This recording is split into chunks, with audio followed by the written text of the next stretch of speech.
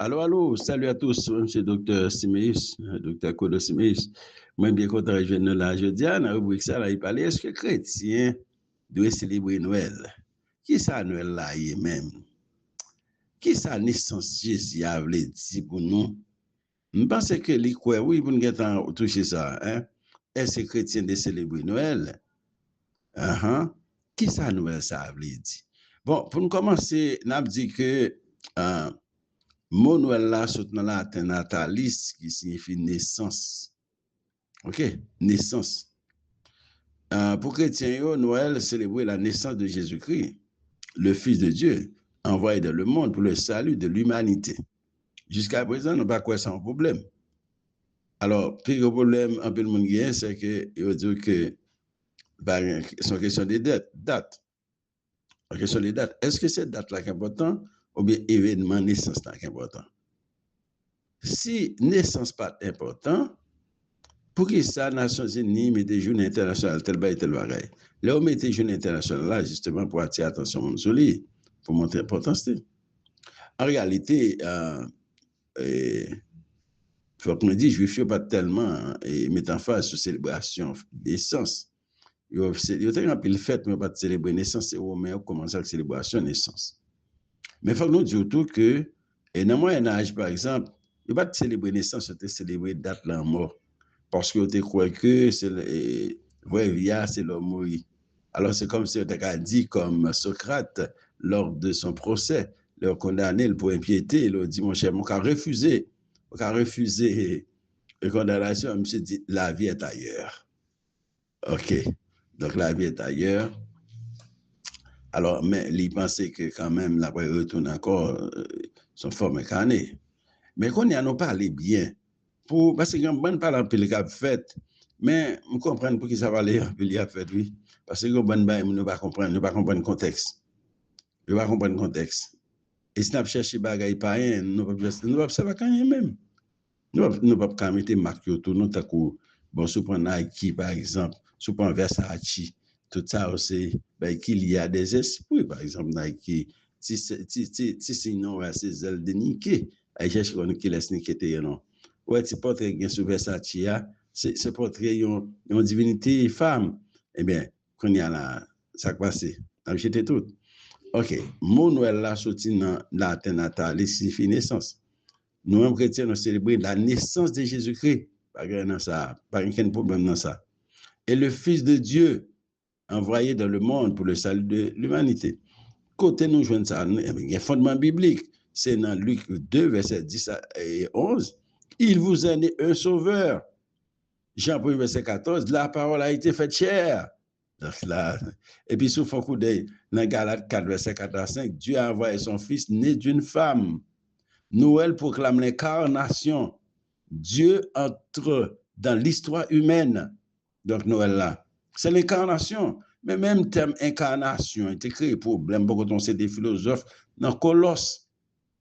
Il dit si Dieu a incarné, c'est qu'il va Dieu puisque il dit tout ce qui est matière est mauvais, tout ce qui est matière n'est pas parfait. Mais Paul obligé dit mais Christ c'est l'icône visible du Dieu invisible. Donc pour expliquer, donc Dieu vient parmi nous, c'est l'incarnation.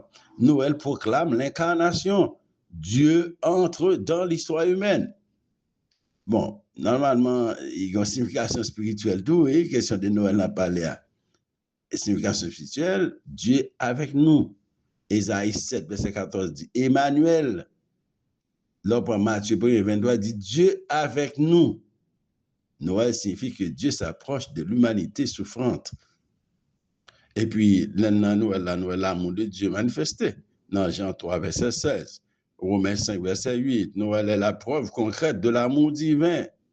Et c'est encore Noël, l'humilité et la simplicité. Dans Luc 2, verset 6 à 7. Dans Philippiens 2, verset 6 8. Dieu choisit une crèche plutôt qu'un palais. Une crèche côté, il n'y a pas bête manger. Bon, Dieu pas agit tant que non. Ça confond l'intelligence des hommes. Pour côté Jésus fait là.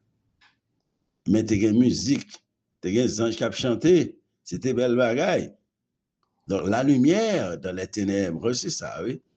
L'autre Isaïe 9, verset 1er, Jean 1er, verset 5. Noël annonce l'espérance au cœur au cœur des crises, il annonce l'espérance. Bon, nous-mêmes comme chrétiens, comment discussion par l'empile qu'a fait, mais au lieu que nous mettons en phase sous mission Christ, naissance avec mission, nous mettons en phase sur petit bagage, on a écrit sur réseau, mon qui va venir comprendre ça, dire, Noël n'est pas un commandement biblique. Premièrement, attendez, écrit ça. Alors, il y a quelqu'un qui va dire, mais pas un mot Noël dans la Bible, mais est-ce qu'il y a un mot Trinité dans la Bible à tout? Attention, hein? Attention, ok? Noël n'est pas un commandement biblique. La Bible n'a fixé ni date, ni obligation de célébration. C'est-à-dire, Noël n'est pas le Noël est une commémoration, pas une prescription. On est à comprendre ça, oui? La Noël, c'est comme si on radio, c'est la saison. Le Noël, c'est Christ. Noël, c'est, bon, faut qu'on dise, Noël, c'est pas une commémoration. Alors, pardon, donc a dit, bon, on a commémoré, mais pas en prescription. Pas en prescription. Prescription, on avait dit, pas un qui dit, faut faire, mais pas un qui dit, pas faire tout. Alors, c'est ça, on comprend, on a interprété la Bible. Ouais, il y a une prescription, il y a une description. Donc, description, là, on regarde les premiers siècles, par exemple, ouais, femme pas de pasteur, mais pas une prescription. Ouais, description, c'est ça. Ouais, pas de gain, pas j'aime ça, non. Le premier siècle, pas j'aime femme pasteur. Ouais, ça, c'est une description, mais pas une prescription. Donc, Noël n'est pas le Noël. C'est-à-dire que Noël, une commémoration, mais pas une prescription, pas une prescription. Est-ce qu'il y a un rapport avec païen? Certaines traditions ont une origine culturelle qui sortent plusieurs côtés. La Bible distingue entre le sens et les formes. Romains 14, verset 5-6 parle de liberté de conscience. Dans Colossiens 2, verset 16-17, l'essentiel, c'est justement l'objet de l'adoration, non la date. Ça, c'est ça vraiment. C'est l'objet de la commémoration. Ouais, c'est pas date là qui est important. Pour les gens qui ont créé division, qui ont fait bruit, aller sur le réseau, sur Google, il y a des gens qui ont considéré, des gens qui ont écrit, ils vont comprendre.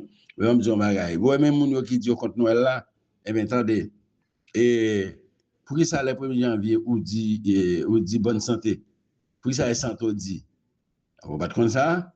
Eh bien, santé, lié avec Strena.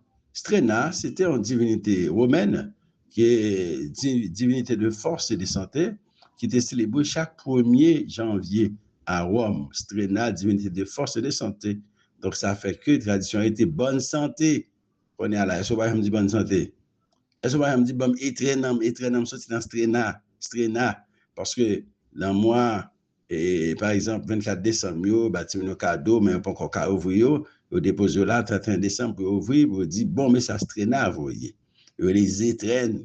Alors, ça, c'est pour une quand je sais des bagages, pendant cette pratique, on sait des bagages. Donc, ben, si on a dit, ben, c'est pas un lien. Attendez, à chercher pour moi, qui symbole Nike a cherché pour un symbole là qui ça l'étit ce symbole est en son check mark là c'est Zelanique al checker pour Versace tout non veut checker pour l'autre est-ce qu'on va mettre belle lunette Versace maillot Versace on va mettre non attention pour pas se mettre confusion, OK? Donc ça veut dire que comment un chrétien est capable de célébrer Noël de façon qui est très saine, sans que pas de problème? Bon, premièrement, mais ça qui passe. Mon qui dit chrétien pas de célébrer Noël là, bon, nous honte, OK? Premièrement, nous allons célébrer Noël là sans ne pas compliquer bah yo, les nous centrer Noël là sur Christ, les nous lire et enseigner les Écritures, les nous pratiquer la générosité, les nous manifester solidarité, les nous éviter excès et matérialisme. Matthieu 2, verset 11, les mages offrent des dons. Acte 20, verset 35, il y a plus de bonheur à donner. Alors, on est là, danger pour éviter ces commercialisation excessive là, parce que même si on a célébré fête là, c'est vrai, mais il y a des gens qui ne sait pas Jésus même, il a profité de faire l'argent. OK. Est-ce que faire l'argent, c'est péché? Non, mais écoutez, mais nous-mêmes, comme chrétiens, eh bien, message là, plus important, parce que c'est tout autre bagaille. Est-ce que nous ne pouvons pas acheter, nous ne pouvons pas manger, nous ne pouvons pas faire belle bagaille? Oui, mais ce n'est pas ça qui nous a lavé. Attendez. Éviter commercialisation excessive, oubli du message spirituel, d'oublier, pression sociale ou bien religieuse, jugement entre les chrétiens, n'apporter jugement, éviter juger l'autre. Parce que le plus souvent, bon, il y a des gens qui portent jugement, c'est conviction ou bien problème, formation, tout, parce qu'ils n'ont pas fini de comprendre. Attendez, même le temps dit 25, c'est sorti d'hiver, on dit, yo, tu as célébrer, yon Dieu romain, Dieu soleil romain. Mais écoutez, pas un peu le nom, la Bible, pas un peu le avoir avec ça, non?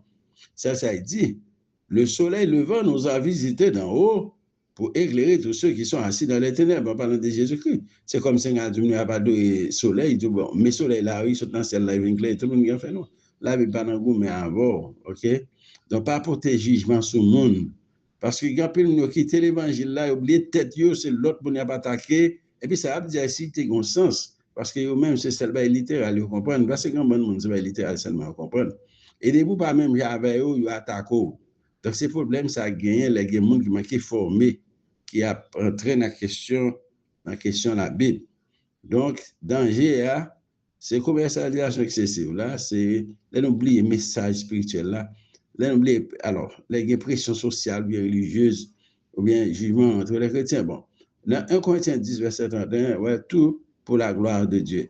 Toute son affaire, c'est pour la gloire de Dieu. Vous célébrez Noël pour la gloire de Dieu. Vous parlez célébrer tout pour la gloire de Dieu. Mais si vous cherchez, ben, pareil, eh bien, on a jeté toute bagaille.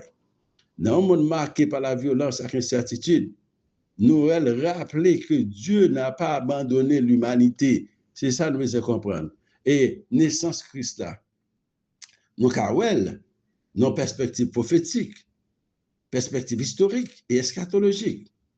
Sous le plan prophétique, ce que Dieu avait annoncé à l'avance. Bon Dieu a déjà annoncé ça. La naissance de Jésus-Christ, ce n'est pas un événement improvisé. Il est inscrit dans le plan divin révélé progressivement à travers les prophètes de l'Ancien Testament. La promesse d'un sauveur. Depuis la Genèse 3, verset 15, la postérité de la femme écrasera la tête du serpent. Première annonce messianique.